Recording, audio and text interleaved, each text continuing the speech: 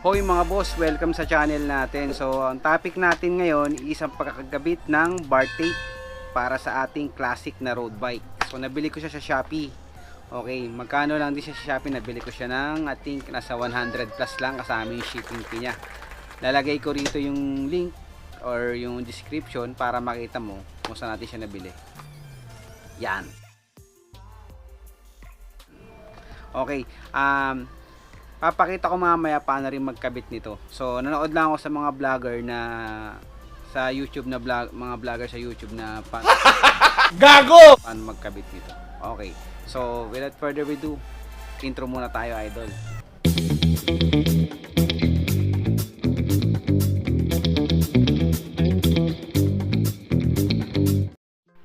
Okay mga idol, yan gagawin natin is labasan natin yung bar tape natin dyan sa karton. Yan. Yan, hugutin. Yan, dali. Ang ganda na itsura. Bagay na bagay talaga dun sa lalagyan natin. Yan. May bar tape din nakasama yan, idol. Ay, bar end pala, sorry. Then may tape. Yan, nakasama. Pandikit siya. Parang electrical tape yan, mga idol. Kaya swabing ka. So dalawa yan, dalawa yung bar end natin. Yan, ayun siya. Yan yung pares niya, tsaka yung tape. Yan. Sana natin, kabit natin ha. Yan, ikot lang natin. Yun. Subscribe naman kayo mga idol sa channel natin. Huwag nyo kakalimutan. Yung mga bago sa channel natin. Yan.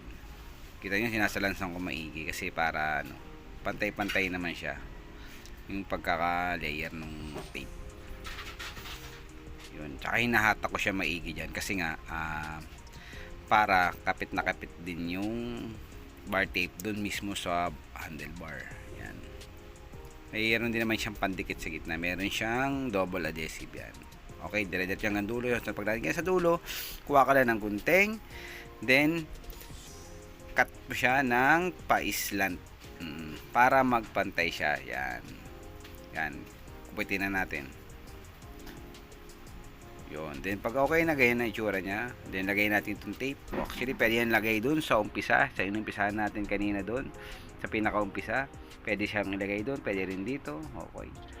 So ako dito ko siya nilagay para medyo secured naman. Pero lalagyan ko rin yun. Electrical tape na nga lang ang ilalagay ko dun. Yan. Ikot lang natin maigi. Para siyang parang electrical tape to. Kaya siya. Elastic din ang datingan niya. Yan. So pag okay na, lagay natin yung bar end pack. Yan. Pukin lang natin na martilyo. Ay, kamay ko pala. Sarap.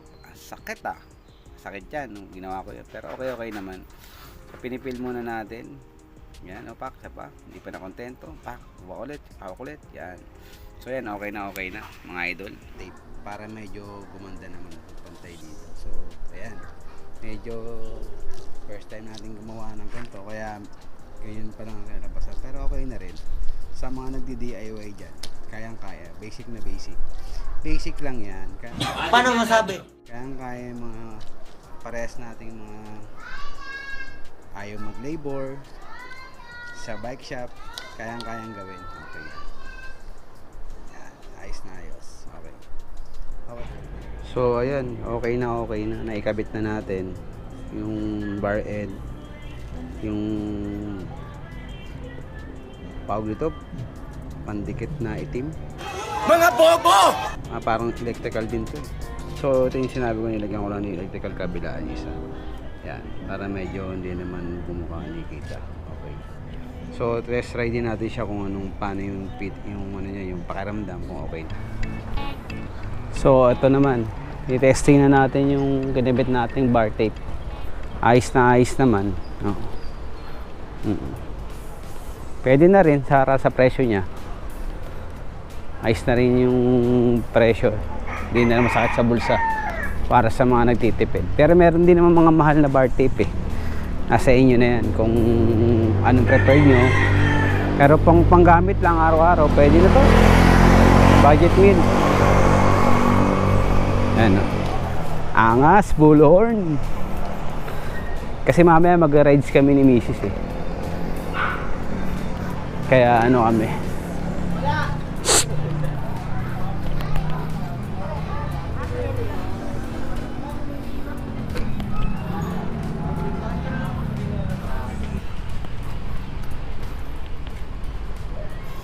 Yan, ikot-ikot muna tayo dito sa Bacood.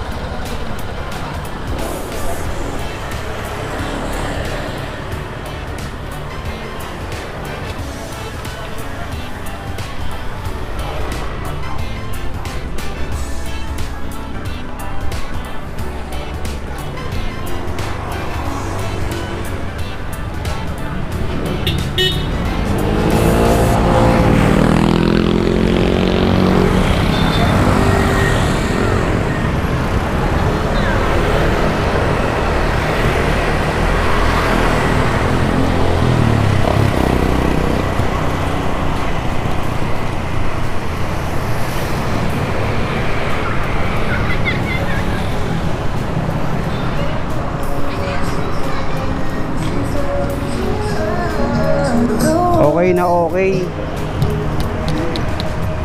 Masarap sa kamay. Tsaka maporma.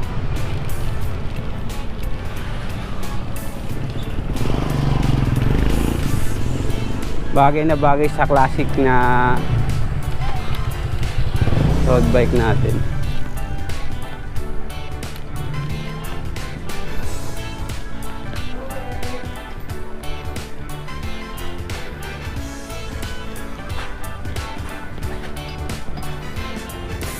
So paano mga boss, hanggang dito na lang. So okay na, sana may natutunan kayo sa binlog natin na pagkakabit ng bar tape DIY natin ha. Maraming salamat. Pa-subscribe na lang and like ng channel natin para mag-grow. Maraming salamat. Peace out.